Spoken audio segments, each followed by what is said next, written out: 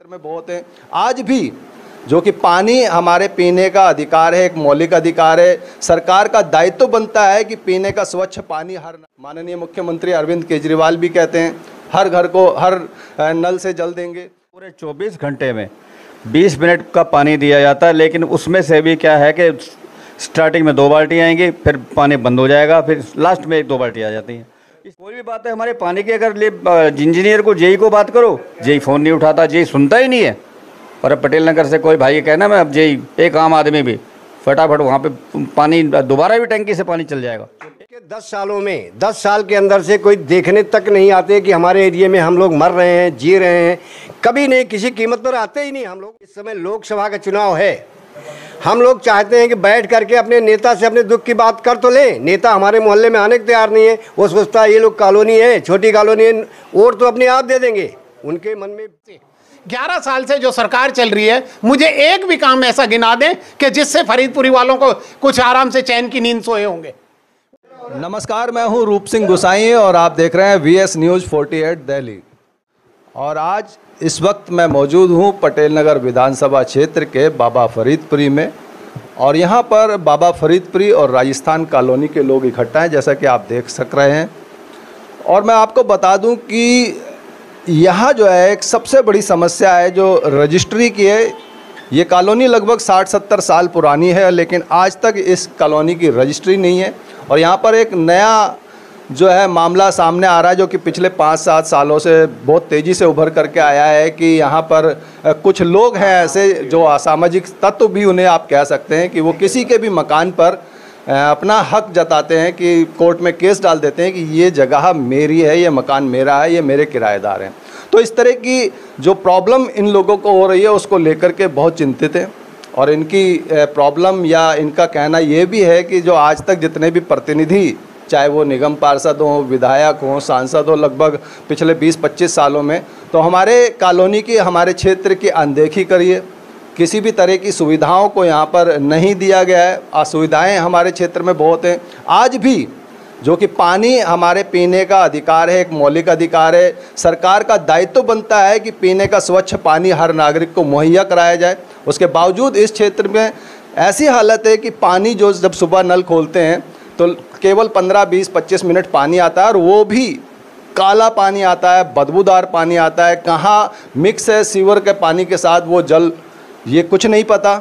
माननीय प्रधानमंत्री मोदी भी कहते हैं हर नल से जल देंगे, माननीय मुख्यमंत्री अरविंद केजरीवाल भी कहते हैं हर घर को हर नल से जल देंगे। उसके बावजूद भी पीने का स्वच्छ पानी इस कॉलोनी में नहीं है। तो इस तरह की बहुत सारी जो है सामाजिक बुराइयां हैं, मुद्दे हैं, उनको लेकर के यहाँ पर ये बहुत चिंता के साथ इस मीटिंग को कर रहे हैं। चुनाव का बहिष्कार किया जाए, नोटा को दबाया जाए। तो आइए आप सबको इस क्षेत्र की समस्याओं से अवगत कराते हुए सीधा इन लोगों से मिलते हैं। कम से कम 15 से 20 हज़ार वोट यहाँ पर हैं, और किसी भी चुनाव में उनका बड़ा अहम रोल होता है, चाहे वो निगम का हो, विधानसभा का हो, सांसद का हो।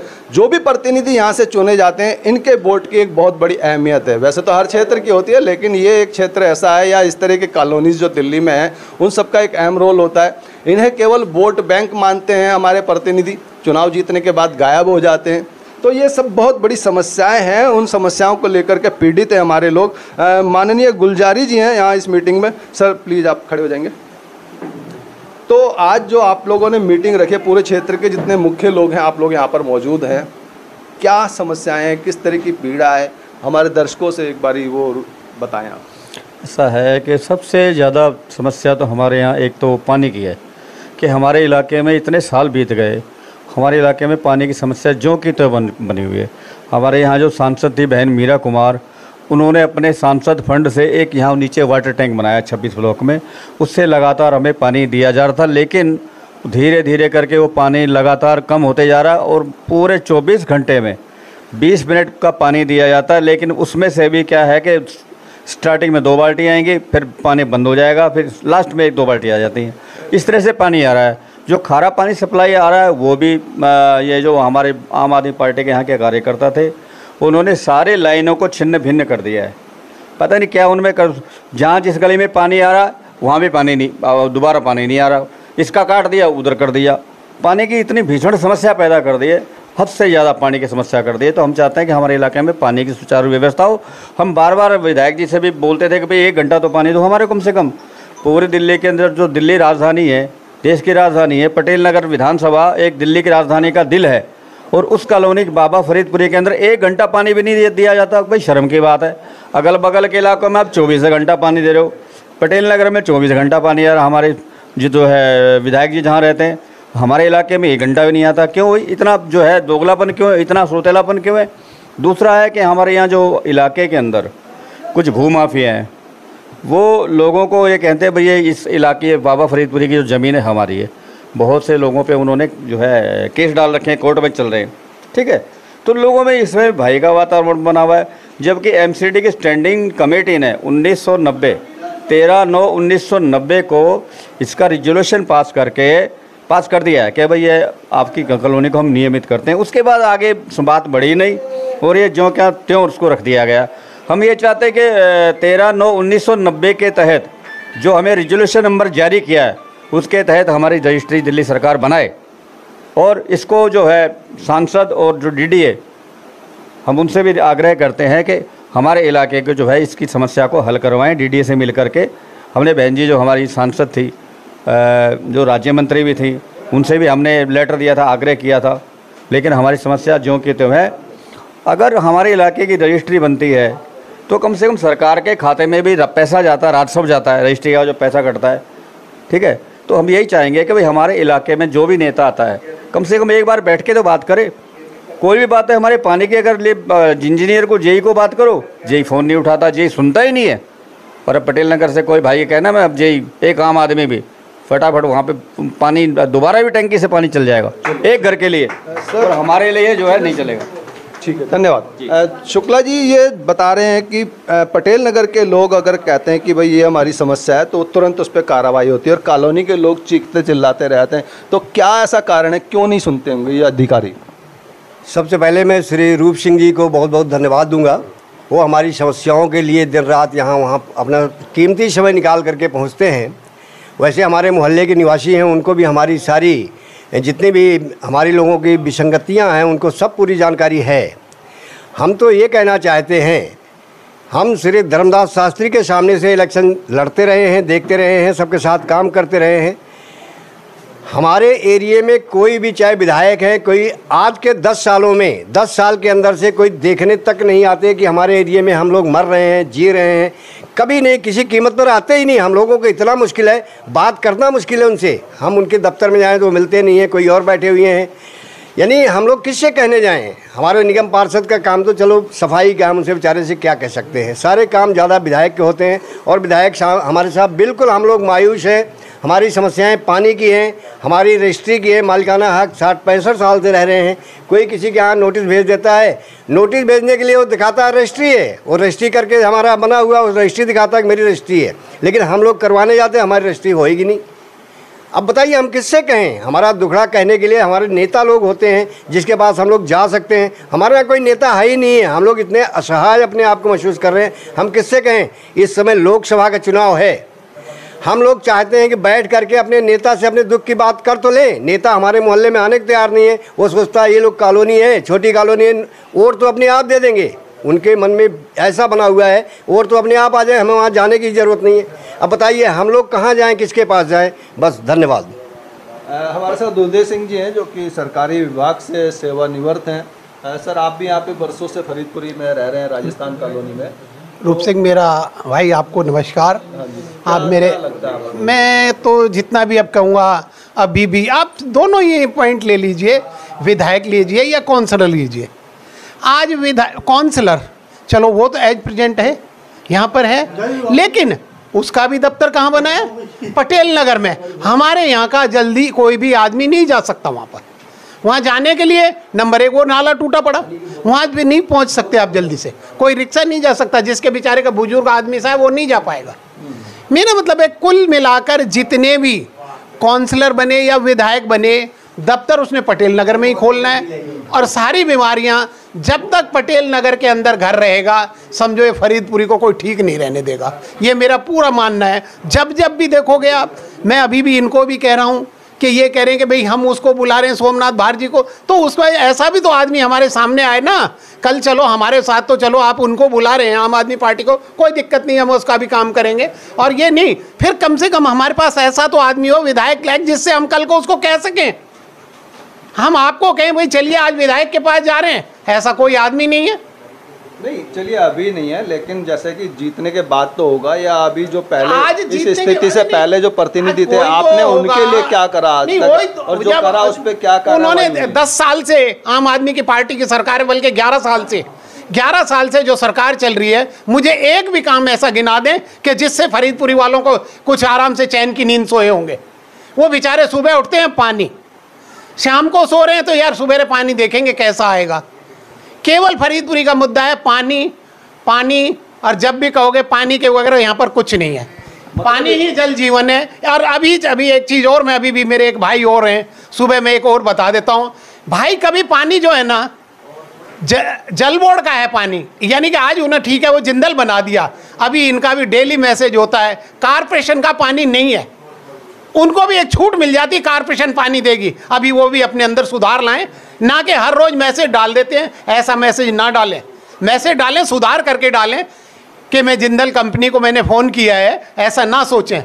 अभी आगे आपको ये भी सोचना है कौन सा काम किसके अधीन आता है, ये सीखना है। बिल्कुल, आप ये कहते थे जो मर्जी कहते हैं, ये गलत है कि भाई मैंने उसको कर दिया, उसके करने से नहीं होगा। जाइए सीधा काम करिए और बताइए, जो अधिकारी पहले पूछिए किसको कहना है ये। धन्यवाद। और इसी के साथ में आप देख सकते हैं कि जो क्षेत्र के लोग हैं ज़्यादातर पानी की समस्या में पजल हैं, इतने उलझे हुए हैं। एक बहुत बड़ी बात है कि जो हमारे क्षेत्र के या कहीं के भी राजनेता हैं, प्रतिनिधि हैं, वो और जल बोर्ड के कर्मचारी या कैसा करते हैं, क्या करते हैं कि जो यहाँ के AE, JE, XEN जो हैं, उनकी वो टेक्निक, वो इंजीनियरिंग कहाँ है जो इन क्षेत्रों को पानी नहीं दे पाते। जबकि हिमाचल प्रदेश, जम्मू कश्मीर और उत्तराखंड जैसे पहाड़ी एरियाज़ में पाइपलाइंस हैं, नल से जल वहाँ पहुँच रहा है, तो क्यों इनको इनके पानी के स्वच्छ पीने के पानी से वंचित रखा जाता है उस अधिकार से? हमारे साथ संजय पाठक हैं जो कि एक वकील भी हैं। आप ये सारा मामला देख रहे हैं, सुन रहे हैं, इस क्षेत्र के निवासी भी हैं, क्या इसमें अपनी राय रखना चाहेंगे? मैं जो हमारे भाई साहब जी ने अभी बताया उन्होंने, तो मैं उनसे सहमत हूँ। सहमति के साथ मैं ये कहना चाहूँगा कि इस क्षेत्र में पानी की समस्या बहुत ही ज़्यादा ही और बहुत गंभीर समस्या है। सबसे पहली बात है इसके अंदर कि पानी की जो पाइपलाइन इतनी पुरानी जो बिछी हुई हैं, इनकी मरम्मत, इनकी रिपेयरिंग वो आज तक अभी तक हुई नहीं है। पानी इतना गंदा आता है, घरों में इतना गंदा आता है कि जिसका हम कुछ कह ही नहीं सकते हैं। 2 बाल्टी अगर पानी आता है और वो भी नॉन प्रेशर पे पानी आता है, उसके बाद में 1 बाल्टी जो साफ़ आता है, जब तक कि पानी चला जाता है।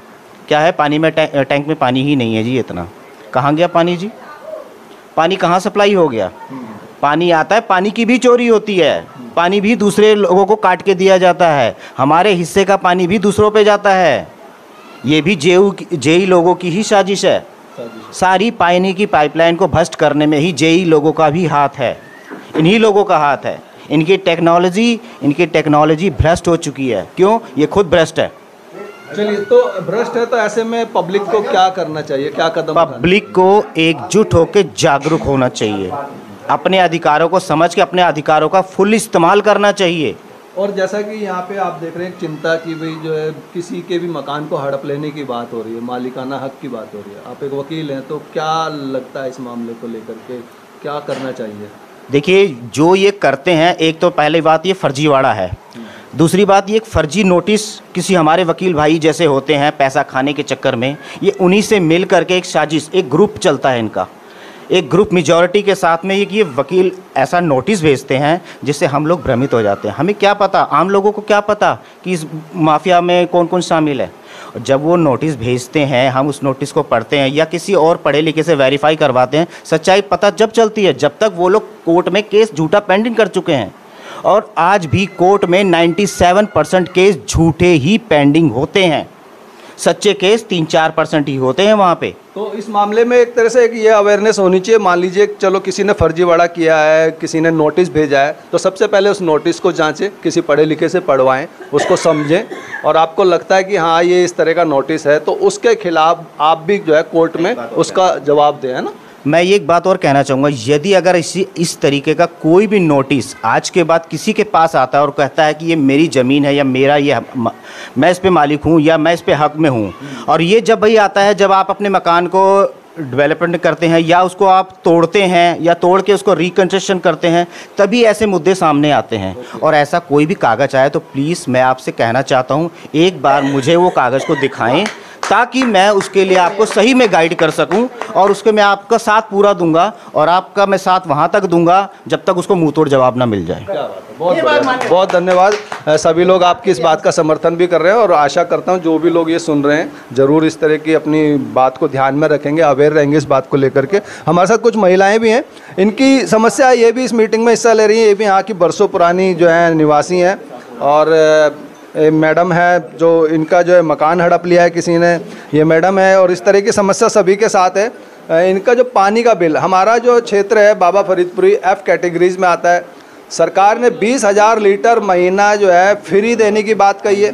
पानी जब आता नहीं है तो बिल क्यों आ रहा है? 50,000, 70,000, लाख, 1.5 लाख का बिल आ रहा है। हालांकि माननीय मुख्यमंत्री ने खुद इसको एक प्रेस कॉन्फ्रेंस के जरिए कहा था कि हाँ हम मानते हैं बिलों में गड़बड़ हुई है, गलत बिल आ रहे हैं, हम उस पर कार्रवाई कर रहे हैं, उन बिलों को देख रहे हैं, लेकिन आज तक जो है कुछ हुआ नहीं है। तो आप वो कह रहे कि अब देखेंगे आगे कुछ होएगा जब करेंगे कम बस। आपकी जो समस्या वही तो बतानी है। 65,000 आया बिल। कह रहे आगे देखेंगे बाद में करेंगे। रीडिंग का बिल है, वो बिना रीडिंग का कुछ पता? रीडिंग लेके जा रहे हैं। अच्छा। रीडिंग लेके जा रहे हैं। तो जब पानी हमारे क्षेत्र में आता ही नहीं है, रीडिंग है ही नहीं, तो फिर इतना बिल?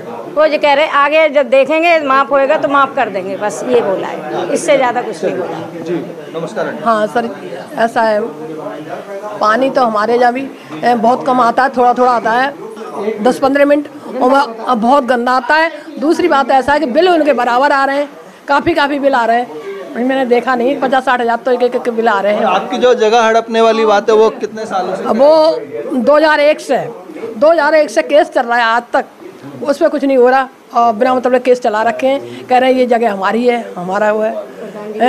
और हमारे जिनके ऊपर केस डाले थे कृष्ण लाल प्रधान जी के ऊपर, वो भी जा चुके हैं, 15 साल हो गए इनको गए हुए, ख़त्म हुए, और मैं एक विडो हूँ और मेरे ऊपर केस चला रहे हैं, मेरे बच्चों के ऊपर चला रहे हैं। हाँ जी, मैं यही कहना चाहती हूँ इस चीज़ की। आप तो आप जैसे इस 15 सालों से केस चल रहा है?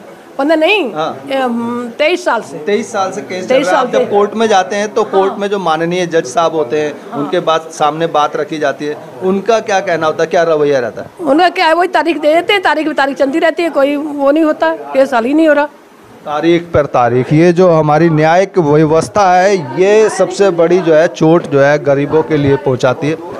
हमारे साथ रामजी लाल जी हैं, बहुत स्वागत है हमारे चैनल में। नमस्कार सर, आपका भी। चैनल के माध्यम से क्या कुछ कहना चाहेंगे दर्शकों को? मैं ये कहना चाहता हूँ कि भारत की राजधानी दिल्ली और दिल्ली के अंदर जो पटेल नगर विधानसभा है, जो कि हमारा सांसद भी हमारे साथ में ही अटैच होता है, और निगम पार्षद है, जो निगम पार्षद सारे बैठते हैं वो भी हमारे पास में बैठते हैं। और जो दिल्ली के अंदर है पटेल नगर विधानसभा, यहाँ 40 साल से पानी के लिए लोग तरस रहे हैं, और विधानसभा को भी हमने कई बार बता चुके हैं, निगम पार्षद को भी बता चुके हैं, सांसद सदस्यों को बता चुके हैं कि जी बाबा फरीदपुरी में पानी की बहुत दिक्कत है। और यहाँ तक कि कुछ जगह ऐसी भी है जहाँ आज तक 40 साल से पानी की लाइन नहीं डाली गई है, वहाँ पर 1-1 लाख 1.5 लाख रुपए का पानी का बिल आ रहा है। इसीलिए जल बोर्ड के कानों तक भी आवाज़ जा चुके हैं, मगर उन्होंने आज तक एक भी बार इस कॉलोनी में आकर नहीं देखा कि भाई कहाँ से बिल बन के जा रहा है, उन लोगों तक कहाँ से बिल आ रहा है कि जिनके घरों तक आज तक पानी की लाइन नहीं पहुँची है। वो माताएं बहनें जो आज टैंकर से पानी भरते हैं, और टैंकर भी कोई फ्री में नहीं दे रहा है, उनका भी पैसा लिया जाता है। मैं दिल्ली सरकार या कोई सी भी जैसी सरकार बैठी है उनसे यही कहना चाहता हूं कि पटेल नगर विधानसभा में सबसे ज़्यादा पानी की दिक्कत है, जो बाबा फरीदपुरी और राजस्थान कॉलोनी जोड़ी जाती है, इस पर पानी पर विशेष ध्यान दिया जाए। अन्यथा यहाँ की जनता आपसे आने वाले संसद सदस्य के चुनाव पर आपसे यही मांगती है कि पानी का मुद्दा सबसे पहले है, पानी जो देगा हम उसका समर्थन करेंगे। जय हिंद, जय भारत। रामजी लाल जी, आपने, मैं जैसा कि जानता हूँ, लिखित में भी जो है जल बोर्ड हो, अधिकारी हो उसके, और चाहे हमारे नेता हों, उनके पास आपने काफ़ी भागदौड़ कार्रवाई करी है लोगों के साथ मिलकर के, उस पर कोई एक्शन, कोई प्रतिक्रिया? अभी तक कोई एक्शन नहीं लिया गया है और यहाँ तक मेरा 1,38,000 रुपये का दिल्ली जल बोर्ड ने बिल भेजा है, जबकि मेरे यहाँ पर गली में किसी के यहाँ पानी की लाइन तक नहीं है। हम लोग आज भी पानी से टैंकर से पानी भरते हैं। लेटेस्ट बिल 1,38,000 है। हाँ जी, उसको लेकर के कहीं गए हैं? दिल्ली जल बोर्ड में राजेंद्र नगर में गया था। हर बार मैं 2 महीने, 4 महीने, 6 महीने बाद जा रहा हूँ। उन्होंने कहा आपका तो हमने बिल क्लोज कर रखा है। फिर बिल कहाँ से आ रहा है? ये तो प्रोविजनल बिल बनता ही है, तो प्रोविजनल बिल आ रहा है तो फिर पानी कहाँ से आ रहा है? बोला ये तो देखो जी हमारे सिस्टम में तो आपका क्लोज है, लेकिन हर 6 महीने बाद मेरे पास बढ़ बढ़ के बिल बढ़ाए जा रहे हैं। ये अधिकारी का कहना है कि क्लोज है और उसके क्लोज के अकॉर्डिंग बिल नहीं आना चाहिए, लेकिन फिर भी बिल आ रहा है। फिर बिल आ रहा है। लगातार मैं उनको जगाने की कोशिश कर रहा हूँ मगर वो फिर भी सोए हुए हैं और मैं बार बार उनको ये दिखाया जा रहा हूँ कि ये है पानी का बिल। आप हर 6 महीने बाद, हर 4 महीने बाद मेरे पास बिल क्यों बढ़ाए जा रहे हैं, जबकि मेरे यहाँ पानी की लाइन तक भी नहीं है। चलिए, बहुत धन्यवाद। हमारे साथ मिस्टर दामोदर शर्मा हैं। तो आप सभी ने इस क्षेत्र की समस्या इन्हीं की जुबानी सुनी और जैसा कि मैंने संक्षेप में बताने की कोशिश भी की शुरू में, और इन सब की बातों को देखने सुनने के बाद आपका क्या कहना है, आपके क्या हैं सुझाव, क्या हैं विचार, हमारे साथ ज़रूर साझा कीजिएगा। इसी के साथ मैं अपने कैमरामैन व्यास कुशवाहा के साथ आप सभी से अनुमति चाहता हूं। जल्द मिलूंगा, तब तक आप अपना बहुत ख्याल रखिएगा। नमस्कार, धन्यवाद, जय हिंद, जय भारत।